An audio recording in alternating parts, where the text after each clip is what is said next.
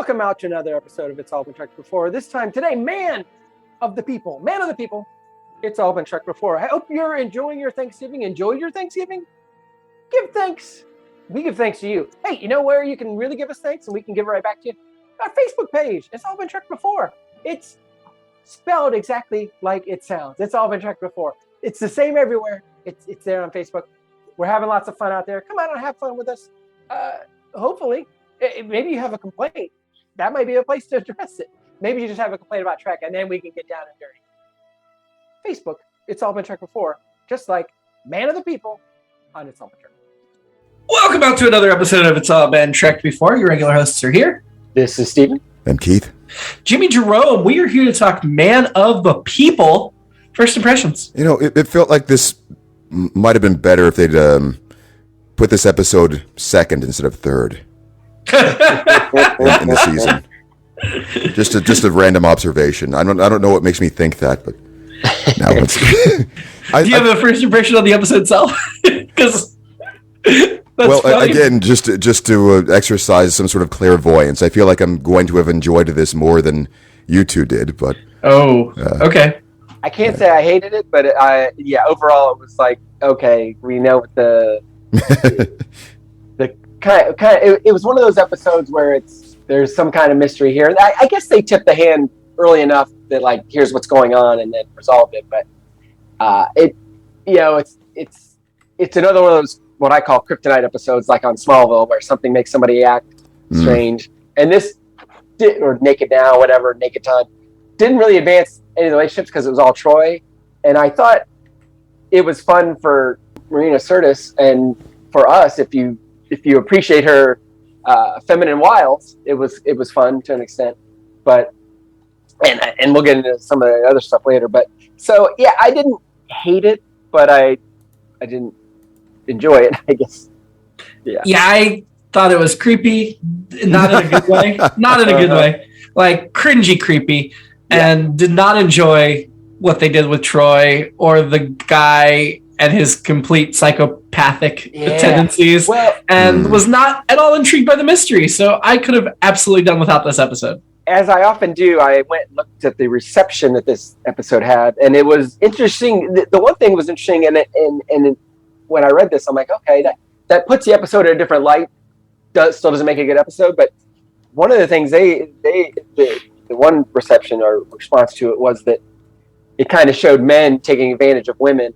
And it was kind of a way to do that in Star Trek kind of way with the aspect of the literally having power over them and sucking the soul out of women and then going on to the next one. So there is something there. And I think that's an interesting thing that I didn't pick up watching it.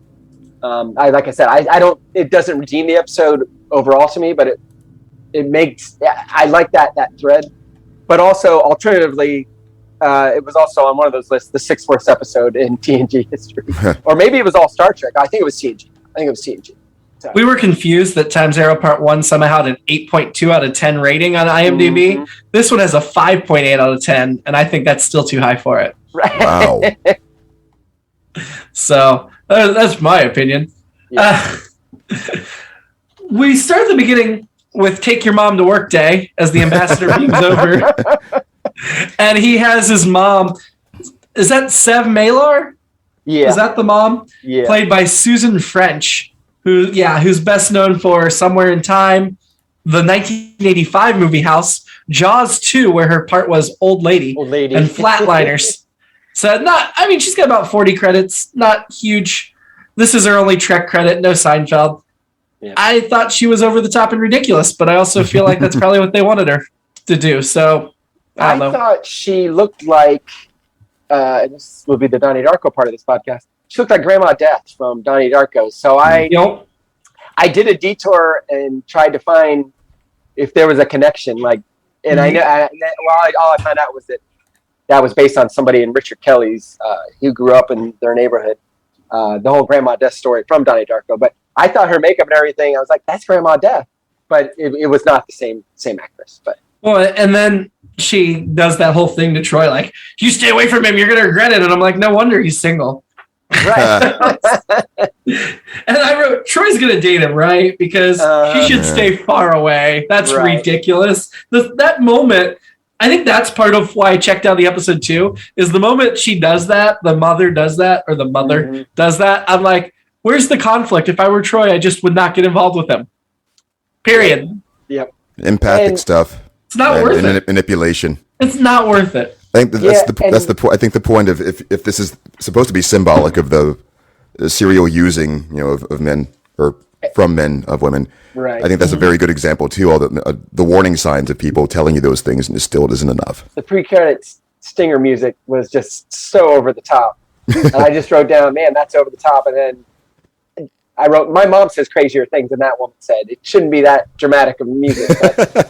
But, I'm going to see my mom today. It's Mother's Day. Maybe I'll just add in a stinger every time she says something.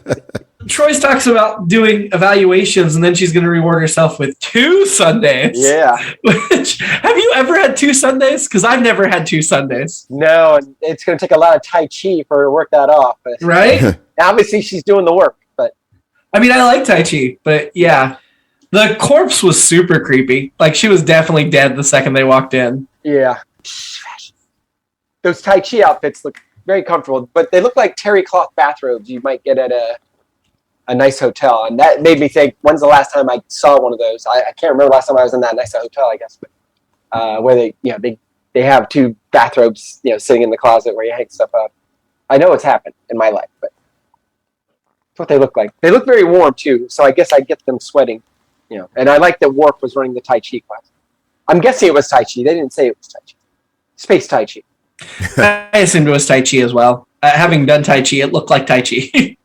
Yeah, and while we're here, I might as well do the rest of the fashion, which is essentially Marina Sirtis just looking stunning in her, I guess, lingerie, for lack of a better term, and her evening wear was very. I like that Troy just has that around just in case, and it makes sense. She's a sexy lady. She's a bed as Ed. I was surprised they showed her nipples on The Next Generation. Yeah. What? They were very clear through that nightie. Oh. When she turns around in that nightie, that's when Bill Teese was probably, if he was watching, was like, wow, I wish I designed that. Because I really feel like the censors would have tried to block that in the late 80s, early 90s. Yeah. I'm surprised they got away with it. And I think you could see how great her tan was. I mentioned that during the Time Zero episode, but it was very, you could really see that she got a good tan over the summer in between these 2 seasons.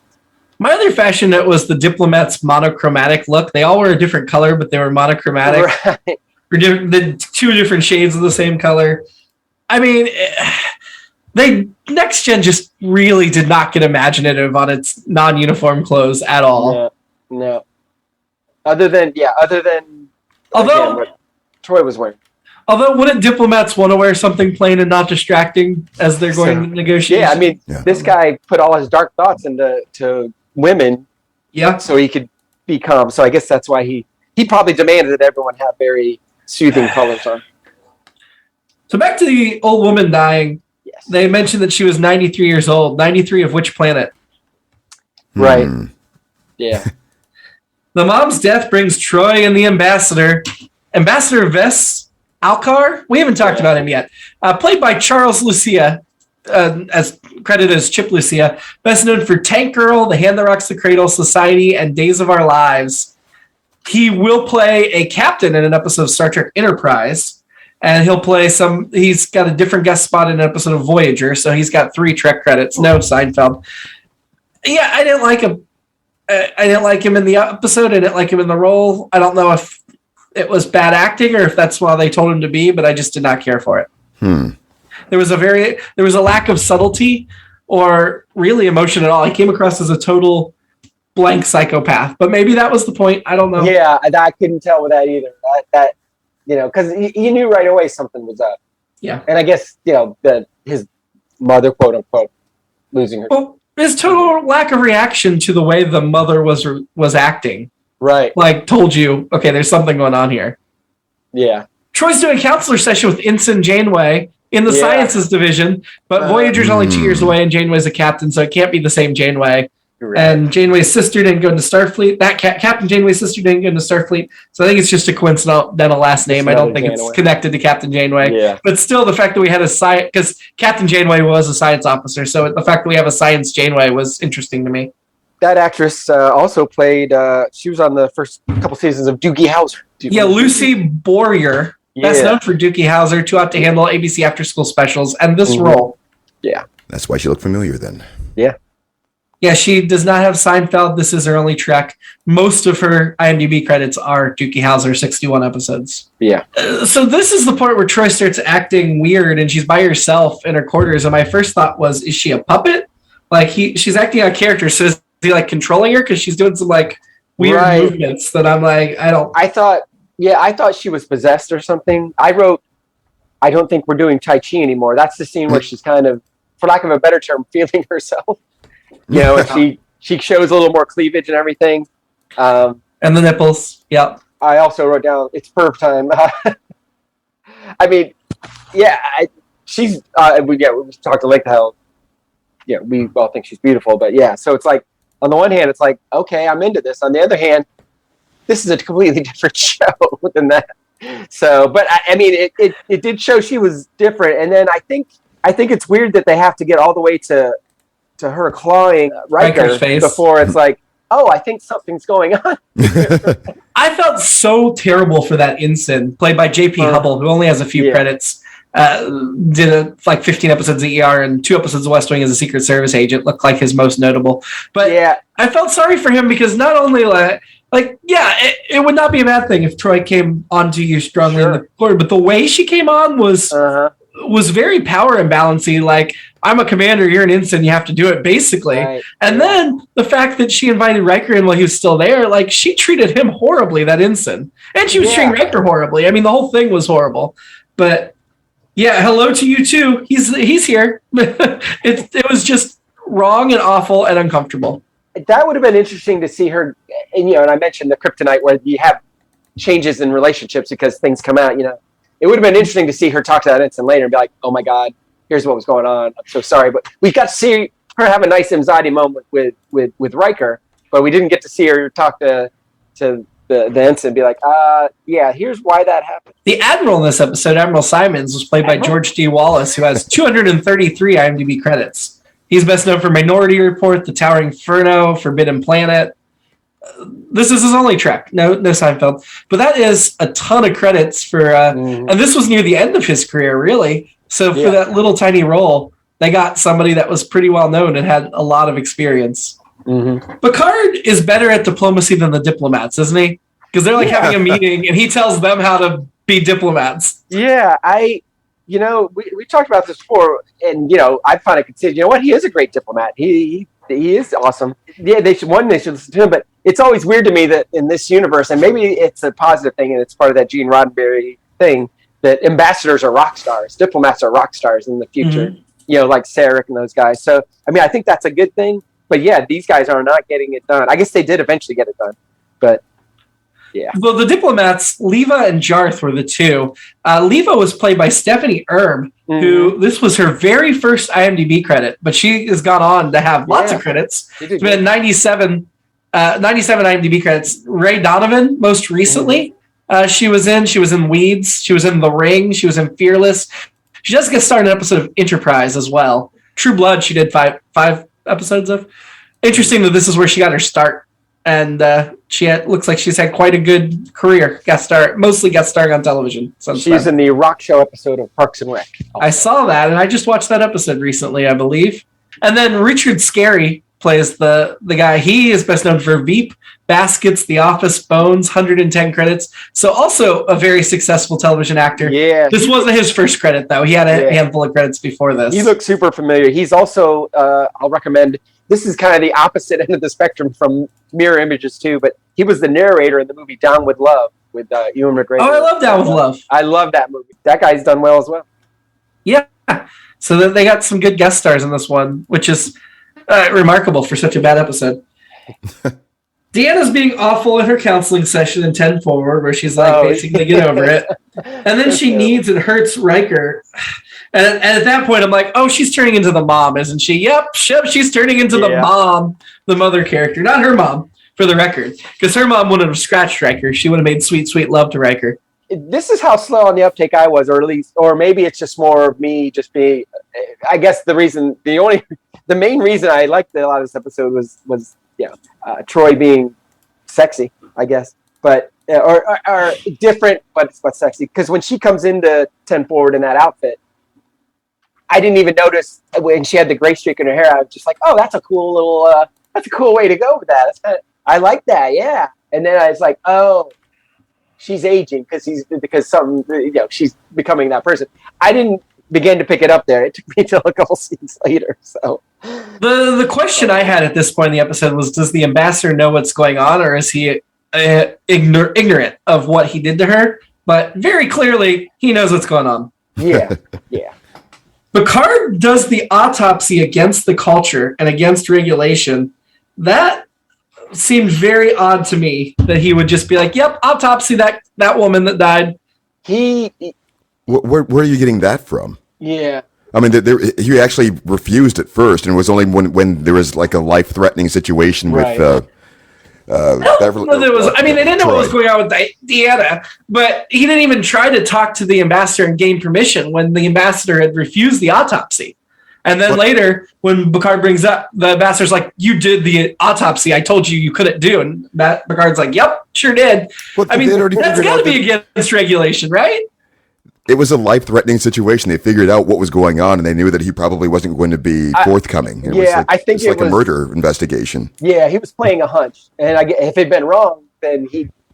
I think there should have been a bit more to it than just.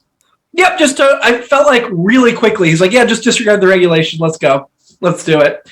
And at that point, you don't know for sure that there's that connection with Deanna. It is just a hunch. So I just feel like he was too quick on the draw there. For sure. I will say I liked how, I think it was this episode, how Crusher was taking charge. Like, nope, this is happening. I want to do this. I don't. So. Picard gets stabbed, which was odd and weird. And also, like, we'll find out in another episode coming up here soon that Picard has a very traumatic stabbing incident in his past. So you'd think he'd react a bit more to just, okay. That kid. The kid tried to stab him too, or did stab him, I guess. Yeah. I and at that point in the episode, it's definitely become. Yeah, definitely in the 90s, we had the trend of such and such from hell. Like the Hannah Rock's Cradle was the nanny from hell, and then Single White Female was the roommate from hell. We had a lot of those kind of movies, and that's what she becomes the counselor from hell, I guess. So they find out that she's a dark receptacle. These last for years. The ambassador's cold calculating, doesn't give a crap what he's done to her. Without her consent. Because he did not explain to her what was going to happen. No. And when they describe it as a receptacle to Picard, his reaction was the same as mine. It's like, receptacle? And I was like, yeah, that sounds really awful. Which, again, I think it gives some credence to the whole idea that this is about how terrible men are. I'm going to pour my darkest thoughts onto you, and also, and you're not going to be able to do anything about it, and it's going to make you age or whatever. It's going to make you a terrible person. Didn't they say that Troy, it was very accelerated with her because she was an empath? Or he was surprised that it accelerated that quickly? Well, she was an empath, but not the same type that he was. Right. Yeah, so it went faster. So Picard and Worf confront him, and then he says, nope, not doing it. I'm busy. I'm whatever. Right. And they just leave. Yeah. I mean, I get that he had people like on his side with weapons, but they just give up and leave. And I would expect Worf to at least protest that course of action. Yeah. And when Alkar's being a jerk, wouldn't that be something that, I mean, his whole MO is being a jerk. And those are dark thoughts to me. So he's able to hold on to those, but let everything else go. And that makes him a good diplomat. And it probably doesn't even matter to make him a good diplomat, but at some point he decided that's the deal. But I'm a little fuzzy on what's darker thoughts and how that works. But. Yeah, I think that's one of the other things is for the purpose of what was happening there, he was exploiting his position. He had the upper hand because of the diplomatic situation. You were saying this before about the rock star thing. He has been completely exploiting this. And we realize that it's really probably more about the psychotic thrill that he's getting from doing what he's doing to these people. His justification doesn't even really make any sense, as Picard is pointing out. It's like you just don't want to be inconvenienced with your thoughts, so you're doing this to justify. It just doesn't make any. Anybody could have done what he's doing, in theory. Well, I mean, I would imagine that like every other diplomat in the universe is doing this without what he's doing. So right, and for you folks who aren't on Patreon, that was a very, as we often get from Keith, very smart analysis breakdown, and it's even better, or not diminished by the fact that he has a cat avatar saying that. So a cat with a sign behind him that says Thanos was right. So if you're still on the fence about getting on Patreon, maybe that will convince you. Come on. He's been a cat for the whole episode. Yeah. So also going back to the allegory they're going for there with that cycle of abuse. Mm-hmm. This is also very much like a law enforcement type person, being that person in control where they could even reveal those things behind closed doors, or even, he's on his home turf at this point. Picard and Worf, even if they could have fought their way out, they're like, I want to say international incident. You know what I'm saying, though. Mm-hmm. That situation would be too big for them to be able to just fight their way out and not have much worse repercussions. Right. So they had the discretion of being the better part of valor, etc. They needed hard proof. The guy handed them some things, but there's nothing they could do about it in that moment. Live to fight another day. Yep. Right. So the negotiation was falling apart. It was so awful, whatever. And then the ambassador goes back, and it's quickly over. Everything's solved. Everybody. That just seems to be absolutely ridiculous. In what sense? That this were like really serious, heavy negotiations for factions that were killing each other viciously for all this time, and the negotiations are failing miserably. And then he just goes back in the room, and a couple hours later, they're like, "Yep, situation solved. Took care of it."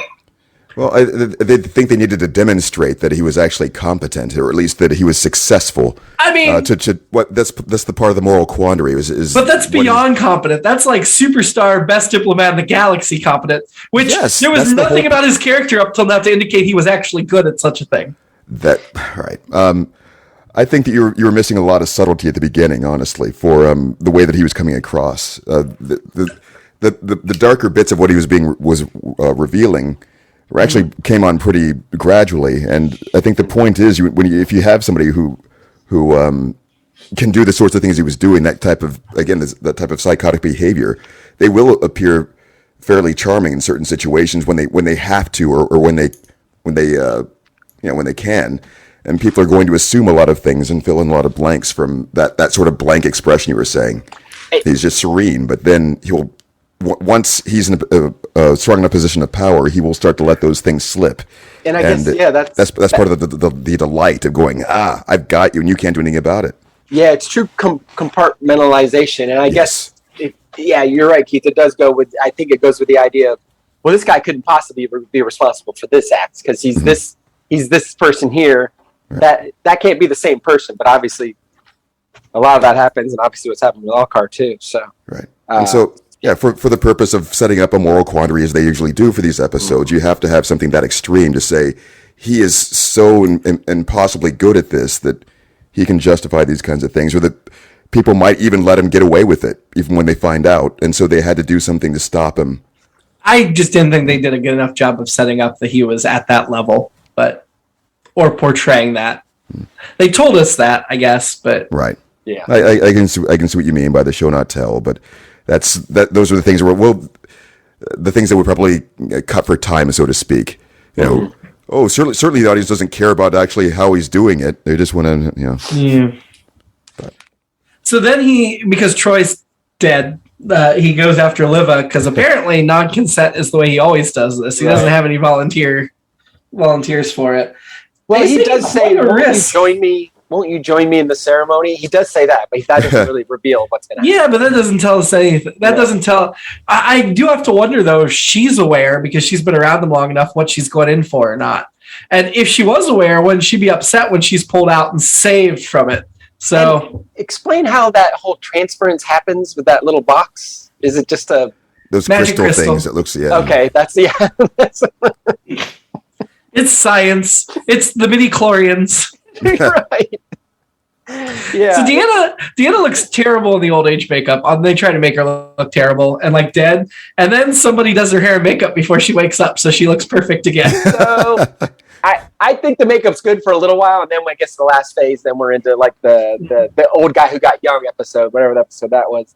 And then I think she morphs back to herself, like the black or white video, the Michael Jackson video. Yeah. Like, as amazing as she looked in the rest of the episode, when that happened, I was like, oh, wow, she looks amazing. That really took me out of it when that happened. Yeah. But I did like that she asked for Will, and we got that hug. And this is what the frustrating part to me. And I mentioned this last season, and I don't know when exactly it starts because I really haven't watched these final 2 seasons. But I know she's about to start a relationship with somebody else. And I'm like, why didn't they go there with her and Riker? That was always there. And they have these episodes where they really lean into it, and then they just don't go there. And I think we've talked about it. Are they just in a polyamorous relationship? I think so. I think they're definitely hooking up. I think they've decided that they don't love each other enough for marriage, that it's more just deep friendship and fun, or they want to put their jobs first, so they still sleep with other people, but I think they're still sleeping with each other at this point. Yeah. And clearly they belong together, but I don't know. They're in denial about the depth of their own feelings, I think. Yeah. Which is, that part's believable. What's frustrating to me is when she starts dating another one of the main characters, and I'm like, come on. No one says no to me. I wrote that down because essentially that's what Troy says before she gets on with. I think she says it to Riker, and then she gets on with the ensign. Which, as we noted, what an uncomfortable elevator ride. Like even though being able to sleep with Troy would be a pleasurable experience, I'm sure. But still, very uncomfortable. That was the scene I would have screenshot if I were going to choose one. Just him looking straight ahead and that shot of her like glaring right across. It was just And he had decided not to be a cat. And I guess that's because I was thinking, well, does Alcar not have sex? Because that seems to be poured in. But I guess his sexually aggressive thoughts get poured into the woman. I guess so. I thought the fake death was all I could think of was a muck time. Obviously, the result wasn't as satisfying here. It wasn't as high stakes, I don't think. And I don't even know why I wrote this, but I just wrote, there's an angry old woman in all of us, which I think is true. Yeah, I don't disagree with that. This episode was directed by Winrich Colby, one of our regulars. It was written by Frank Abate Marco. Yeah. He came in for the first half of season 6 of Next Gen as a producer. He wrote this and then has a story by credit for the first part of Chain of Command and written by for the second part. That's the 2-parter that we're coming up on right before DS9 premieres. That's considered very, very good. But he was a well-known writer for Cagney and Lacey, McLean's Law, The New Mission Impossible. And from what I read, he just did not fit in with Trek. And he was hired to replace Jerry Taylor because Jerry Taylor got promoted. There was some people that were frustrated that he didn't have to go through the regular script audition process and got jumped ahead of like Brana Braga and Rodney Moore had already been there for a little bit. So he only lasted half a season, but he wrote this and then he was involved in that Chain of Command, which, like I said, everybody considers a really good episode. Okay. So maybe he can do good. I do think it's funny. Right after this, he wrote a TV movie called Stalking Laura. Oh, wow. So still on his mind. The beautiful young computer technician is stalked and harassed by a nerdy, dangerous, and mentally unstable colleague. Which, starring Richard Thomas and Brooke Shields. So, that reminds me. I think it's along the same tone of this. Did he write much else after that? I mean, yeah, he's got quite a few credits. Okay. He just did not fit into Star Trek, apparently, very well. Well, let's get to the rankings then. Who was your annoyance? Everybody going with the ambassador? Yeah, Ves Alcar, for sure. I suppose. I mean, who else is there to his quote-unquote mother at the beginning was... I mean... In retrospect. Everybody in this episode annoyed me, but I am definitely going with Alcar as well. Who do you want to have a drink with? I don't have possess Troy. Sorry, everybody. But I want to hang out with her. I'm going to hang out with Riker because I feel like And mid-episode, after he walks on Troy, because he needs somebody, or even after the end of the episode, like, man, I'm sorry you went through the ringer. That must be hard. I know it wasn't her fault, but I think you're going to need a drink and a buddy. This is somewhat out of character, but I'd probably go with Gray Streak Troy and 10 forward. Alternate episodes. I was just wanted to follow up with that incident after everything that happened. Like, does he transfer somewhere else? Because probably, I would imagine. Mine, it's just Troy's just Randy the whole episode. So it's a more sex positive episode than this was. And so whether it's a kryptonite kind of a thing or she's just she's got 30 days to check a bunch of boxes or whatever. Something like that might be more. That would be my alternative episode. I don't even know if she'd have to be possessed by anything. I think it's just, hey, she's the modern 24th century woman, so she's out there. But yeah, that would be more interesting. Do we all agree this episode was inferior to Realm of Fear? Yes. Better or worse than Time's Arrow, Part 2? Better. I was going to say worse. I actually think I'm basing a lot on how beautiful Marina Sirtis is. So this gets to which one would I watch again more. Time's Arrow is probably better, but I would watch this epislike more. I found this much more entertaining. Honestly, it's just the parts that you were cringing at. I was like laughing my ass off on some of these because it was just that they were going over the top for a reason, and it was just fun to see them do it. And like I said, like the turbo lift scene, the whole I'm in mourning and I need you to come comfort me. Just the way that played out, you could kind of see what's happening there, but it's still just I don't know. Yeah, well, you know what, Keith? I think you may have won me back over as I reflect on Time's Arrow and how I wasn't angry about it. I just wasn't anything about it. So you know what? I'm going to put it above Time's Arrow, Part 2. Okay. I hated this one, and I didn't hate Time's Arrow. I was just not into it. So I'm the odd man out. I would have gone below Time's Arrow, but I'll put it above at number 2 of 3 and hope that it gets a lot lower than number 2 as the season goes on. Pretty confident it will, but just... Not a lot, but just, Yeah, a lot. a lot. If it doesn't end up below number 15, I'm going to be very disappointed. What I'm hoping is what happens. We just keep putting things under Time's Arrow, and we forget that it's there. And it just above Time's Arrow. At the end of the season. I see what you're saying. At the end of the season, we're coming back. It's like, wait, why is this up at like number 10? Yeah, I won't let that happen. It'll be next week. We're off the Zoom and back to in person. Oh yeah. We're going to be watching Relics. The Enterprise stumbles upon a Dyson sphere with a ship crashed on the outer surface. An away team finds some systems still powered up, and the chief engineer from the old Enterprise, Montgomery Scott, locked in a transporter cycle. Montgomery Scott. That sounds really familiar to me. So I'm a quarter of the way through the book since Friday night. I'm going to read the novelization, and I've taken a few notes to see what the differences are. But Scotty's stuck in a transporter for 75 years. Whew. So he hasn't aged. He's not super old like McCoy or Vulcan like Spock. He can just walk straight out of Star Trek VI into the next generation. Until then, live long. Careful at death ceremonies and prosper.